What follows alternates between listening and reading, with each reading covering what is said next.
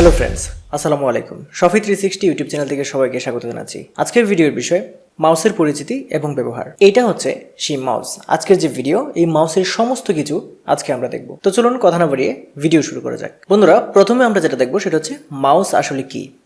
Mouse হচ্ছে এই বস্তু, দেখতে পাচ্ছেন এরকম, অধিকাংশ কম্পিউটার মাউস এরকম। সো মাউস জিনিসটা কি? মাউস হচ্ছে একটা ইংরেজি শব্দ, মাউসের বাংলা হচ্ছে ইঁদুর। এখন এই যে বস্তুটা, এটা আসলে ইঁদুরের মতো দেখতে, এই জন্য কিন্তু এটার নাম রাখা হয়েছে মাউস। এবং এটা হচ্ছে একটা কম্পিউটারের অত্যাবশ্যকীয় জিনিস। কম্পিউটার যদি চালাতে হয় তাহলে এই মাউসটা অবশ্যই লাগে, এবং মাউস হচ্ছে কম্পিউটারের একটা ইনপুট ডিভাইস, এবং এটা কম্পিউটার নিয়ন্ত্রণের ক্ষেত্রে, কন্ট্রোলের ক্ষেত্রে এটা গুরুত্বপূর্ণ ভূমিকা পালন করে। পূর্ববর্তী সময়ে মাউসগুলোতে আসলে এই জায়গাটাতে, এখন আঙ্গুলটা যেখানে দেখতে পাচ্ছেন, এখানে একটা বলের মতো থাকতো, এবং সেটা যখন আমরা সারফেসের মধ্যে মাউসটাকে এরকম সেরকম করতাম তখন এই বলটা আসলে ঘুরতো। কিন্তু এখন হচ্ছে অপটিক্যাল মাউস। আসলে মাউসের ব্যবহার এবং মাউসের প্রযুক্তিগত দিক অনেকটাই বেড়েছে। যেমন এটা হচ্ছে ব্লুটুথ মাউস, আবার ওয়্যার্ড মাউসও আছে, যেটা হচ্ছে তার লাগানো থাকে, ইউএসবির মাধ্যমে কম্পিউটারে সংযোগ দিতে হয়। বন্ধুরা, এখন আমরা জেনে নিব মাউসের ব্যবহার।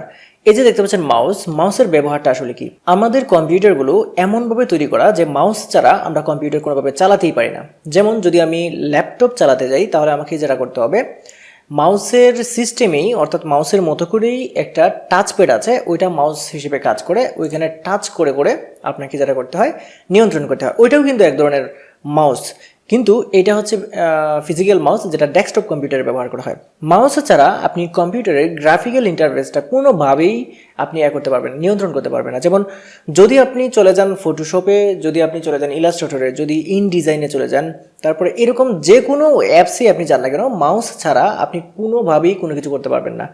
যদিও অনেক শর্টকাট আছে কিবোর্ডে, এই কিবোর্ডের অনেক শর্টকাট আছে যে শর্টকাটের মাধ্যমে দ্রুত গতিতে কাজ করা যায়, কিন্তু সেগুলো কিন্তু আপনাকে সহায়ক হিসেবে ভূমিকা পালন করবে, কিন্তু আপনাকে কখনোই পুরোপুরি কাজ আপনি মাউস ছাড়া করতে পারবেন না। সো আমরা দেখতে পাচ্ছি যে মাউসের ব্যবহার অনেক সুদূর প্রসারী কম্পিউটার ব্যবহারের ক্ষেত্রে। বন্ধুরা, আমরা এখন দেখে নেব মাউসের বিভিন্ন বাটনের ব্যবহার। এই যে দেখতে পাচ্ছেন মাউসের এই পাশে কিন্তু কোনো বাটন নেই, কিন্তু এই পাশে বাটন আছে। কোনটা কোনটা বাটন আমি যদি আপনাদেরকে দেখাই, এই যে এইটা হচ্ছে একটা বাটন, এটা হচ্ছে একটা বাটন, মাঝখানে যেটা দেখতে পাচ্ছেন মাঝখানের এইটা হচ্ছে একটা বাটন। এই যে মাঝখানে দেখতে পাচ্ছেন এইটা হচ্ছে একটা, এখানে কিন্তু বাটন আছে, এটাকে বলা হয় হুইল, অর্থাৎ কি, এটা হচ্ছে একটা চাকা, কিন্তু এখানেও একটা বাটন আছে, এখানে চাপ দিলে এই যে বাটনে কাজ করে। সো এটার কোনটার কি কাজ সেগুলো আপনাদেরকে এখন বলবো। বন্ধুরা, এটা হচ্ছে একটা জেনারেল মাউস। যদি আপনি গেমিং মাউসে যান তাহলে আপনি বেশ কিছু যে বাটন আছে সেগুলো বেশি পাবেন, সেগুলোর অনেক কাজ আছে গেমিংয়ের ক্ষেত্রে। আর এটা হচ্ছে জেনারেল মাউস, যেহেতু জেনারেল মাউসে মোটামুটি দুইটা বাটন থাকে, মাঝখানে একটা হুইল থাকে, হুইলের মধ্যেও একটা বাটন থাকে, এই হচ্ছে বিষয়, স্ক্রল। এখন যদি আপনি বিভিন্ন ব্র্যান্ডের মাউস আছে যেগুলো হচ্ছে বিভিন্ন সিস্টেমে বানায়, তবে জেনারেল মাউসের যে স্পেসিফিকেশনটা আমি বললাম সেটা কিন্তু এরকমই। এখন বিষয় হচ্ছে যে আমাদের এই যে মাউসটা আমি ধরলাম, মাউসটা ধরার ক্ষেত্রে এখন দেখুন এই যে বাটন এটা আছে, এটা হচ্ছে কি রাইট, অর্থাৎ রাইট বাটন, এবং এটা কি লেফট বাটন, এই যে বাম। এখন এইটাতে যদি আমরা একটা ক্লিক করি তাহলে এই যে একটা যে আমি চাপ দিলাম এটাকে বলা হয় ক্লিক, অর্থাৎ ক্লিক বললেই হচ্ছে একটা ক্লিক, সিঙ্গেল ক্লিক। যদি বলা হয় ক্লিক করো তাহলে সিঙ্গেল ক্লিক, এই যে একটা চাপ দিলাম শব্দ হলো, এইটা হচ্ছে সিঙ্গেল ক্লিক। এখন যদি বলে ডাবল ক্লিক করো তাহলে এখানে দ্রুত দুইটা টিপ মারতে হবে, দ্রুত দুইটা টিপ মারলে ওটাকে বলা হয় ডাবল ক্লিক। দ্রুত দুইটা প্রেস করলে, দ্রুত দুইবার, এই যে দ্রুত দুইবার প্রেস করলাম, এটাকে ডাবল ক্লিক বলা হয়। এবং এই যে দেখতে পাচ্ছেন স্ক্রল সব জায়গায় কাজে লাগে। স্ক্রলটা হচ্ছে আপনার যে পেজ থাকবে, যদি ওয়েব পেজ থাকে তাহলে স্ক্রলটাকে আপনি ঘুরিয়ে উপর নিচ করতে পারবেন। যদি আমি একটু ঢুকে দেখাই আপনাদেরকে, আমি চলে যাচ্ছি আমার একটা ওয়েব পেজে চলে আসলাম, এবং যে কোনো একটা পেজ আমি নিয়ে নিলাম। মনে করুন আমি এই যে জিমেইলে ঢুকলাম, জিমেইলে ঢুকার পরে এখন যদি নিচের দিকে আমি যেতে চাই তাহলে কিন্তু যেটা করতে হবে, এই স্ক্রলটা ঘোরাতে হবে। যেহেতু এখানে মেইল বেশি নাই, আমি একটা ওয়েবসাইটে বা অন্য কোথাও ঢুকে যাচ্ছি, এইখানে ঢুকে যাচ্ছি একটা ওয়েবসাইটে। এইখানে ওয়েবসাইটে ঢোকার পরে আমি স্ক্রলের ব্যবহারটা দেখাচ্ছি। দেখুন এইখানে এখন যখন আমি স্ক্রলটা যখন আমি ঘোরাচ্ছি, এই যে দেখতে পাচ্ছেন স্ক্রলটা ঘোরাচ্ছি, আর কি হচ্ছে, আমার যে লেখাগুলো আছে এগুলো উপরে যাচ্ছে, পেজটা উপরে যাচ্ছে। তাহলে স্ক্রল যদি এইভাবে ঘুরাই তাহলে নিচের দিকে যাচ্ছে। সো স্ক্রলের কাজ হচ্ছে এটা। আর হচ্ছে এই স্ক্রলের মধ্যে বলেছিলাম যে এই হুইলটার মধ্যে একটা বাটন আছে, দেখুন এই হুইলটার মধ্যে বাটনটা, এখন দেখুন আমার মাউসটা কোথায়, আমার মাউসটা হচ্ছে এই যে দেখতে পাচ্ছেন একটা ট্যাব নতুন করে খুলেছি এটার মধ্যে।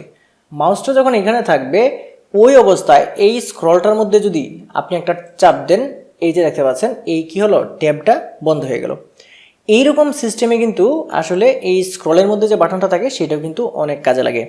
আর আমাদের রাইট বাটন বাকি রয়ে গেছে, আমি এটা একটু মিনিমাইজ করে দিচ্ছি। এই যে দেখতে পাচ্ছেন এটা হচ্ছে রাইট বাটন। সো রাইট বাটনের কাজ হচ্ছে, দেখুন আমি যখন এই যে রাইট বাটনে ক্লিক করছি তখন কতগুলো অপশন আসছে, এই যে দেখতে পাচ্ছেন ভিউ, এইগুলো অপশন আসে। শুধুমাত্র এইখানে যখন আমি পুরো ডেস্কটপে আমি রাইট বাটনে ক্লিক করব, এই যে দেখতে পাচ্ছেন পুরো ডেস্কটপের মধ্যে রাইট বাটনে ক্লিক করব, এই অপশনগুলো আসবে। এখন রাইট বাটন হচ্ছে অপশন বাটন। এখন যদি আপনি এই ফোল্ডারের মধ্যে রাইট বাটনে ক্লিক করেন, এই ফোল্ডারের মধ্যে মাউসটা আনলাম, তারপরে আমি যেটা করছি এইখানে রাইট বাটনে ক্লিক করলাম, দেখুন এই ফোল্ডারের জন্য কিন্তু অনেকগুলো অপশন কি হলো, মানে ওপেন হয়ে গেল। এই যে সুন্দর একটা কথা, এইটাই না শুধু ফোল্ডার না, আমি যদি এখন এই যে দেখতে পাচ্ছেন একটা পিডিএফ ফাইল, এইটাও যদি রাইট বাটনে ক্লিক করি, এইটারও দেখতে পাচ্ছেন অপশন এখানে ওপেন হয়ে গেল, বিভিন্ন অপশন এগুলো। তাহলে আমরা কি বলতে পারি, রাইট বাটন যেটা আছে এটা হচ্ছে অপশন বাটন। আর এখানে এই যে লেফট বাটন যেটা, বাম পাশের যে বাটনটা, সেটা হচ্ছে কর্ম সম্পাদন বাটন। আপনি কর্ম সম্পাদন কেমন আমি বলি, দেখুন এই যে দেখতে পাচ্ছেন একটা পিডিএফ ফাইল, এটা যদি আমার ওপেন করতে হয় তাহলে কি করতে হবে, এটার উপরে মাউসটা আনতে হবে এবং এই যে দেখতে পাচ্ছেন মাউসটা আনলাম এবং ডাবল ক্লিক করতে হবে, এই যে দেখতে পাচ্ছেন ওপেন হয়ে গেল। তাহলে ওপেন হলো মানে কি, এটা কর্ম সম্পাদন হয়েছে একটা। এইটাই না শুধু, আমি এটাতে ক্লিক করে ড্রাগ করে এদিকে আনছি, ক্লিক করে ড্রাগ করে এদিকে আনছি, এইটা তাহলে কি হলো, এটা আমি দেখাতে পাচ্ছি, একটু দেখাচ্ছি আপনাদেরকে। এই যে মনে করুন আমি মাউসটা একটু উপরে নিয়ে নিলাম, তাহলে আপনাদের দেখাতে সুবিধা হবে। এখন এই যে মাউসটা এখানে আনলাম, এখন ক্লিক করে ধরে এই পাশে নিলে এই পাশে আসছে, এই পাশে নিলে এই পাশে আসছে, তাহলে কি হলো, তাহলে আমার ক্লিক যেটা লেফট বাটন এটা হচ্ছে কর্ম সম্পাদন বাটন। আর মাঝখানের হুইলটার যে কি কাজ সেটা তো আপনাদেরকে দেখালামই। বন্ধুরা এখন আমরা এক কথায় আরেকটা জিনিস শিখবো, সেটা হচ্ছে মাউস পয়েন্টার। মাউস পয়েন্টার মানে আমি যে মাউসটা নড়াচ্ছি, এই যে মাউসটা নড়াচ্ছি, এখন যে আপনার যে ডেস্কটপে যে আইকনটা দেখতে পাচ্ছেন, যে আইকনটা পয়েন্টারটা নড়ছে, এই যে মাউসটা আমি নড়াচ্ছি আর ডেস্কটপে যেটা নড়ছে সেটার নাম হচ্ছে মাউস পয়েন্টার। এটা আসলে শেখানোর কিছু নেই, এটা আশা করি আপনারা দেখা মাত্র বুঝে যাবেন। বন্ধুরা এখন আমরা যেটা দেখবো সেটা হচ্ছে মাউস দ্বারা কীভাবে ড্রাগ করা হয় এবং মাউসের প্যাড তো এটাই, এই যে দেখতে পাচ্ছেন প্যাড, একটা স্মুথ প্যাডের মধ্যে যখন আপনি মাউসটা চালাবেন তখন মাউসটা খুব সহজে চালাতে পারবেন। এই যে দেখতে পাচ্ছেন খুব সহজে চলছে এবং এটার পয়েন্টারটাও সুন্দরভাবে হচ্ছে। এটার নাম হচ্ছে মাউস প্যাড। এবং ড্রাগ কীভাবে করতে হয় এখন আপনাদের দেখাচ্ছি। ড্রাগ হচ্ছে এই যে এখান থেকে টান দিয়ে এখানে এনে ছেড়ে দিলাম, এটার নাম হচ্ছে ড্রাগ। আমি যদি এই ফোল্ডারটা ওপেন করি, ডাবল ক্লিক করে ওপেন করার পর এখানে যদি এটা যদি আমি ফোল্ডারে রাখতে চাই, তাহলে এখানে জাস্ট ক্লিক করে ড্রাগ করে এখানে ছেড়ে দিতে হবে। এই যে এখান থেকে ক্লিক করে আমি এখানে এনে ছেড়ে দিলাম, এটার নাম হচ্ছে ড্রাগ। আর এই সিস্টেমটাকে অনেকে ড্রাগ এন্ড ড্রপও বলে।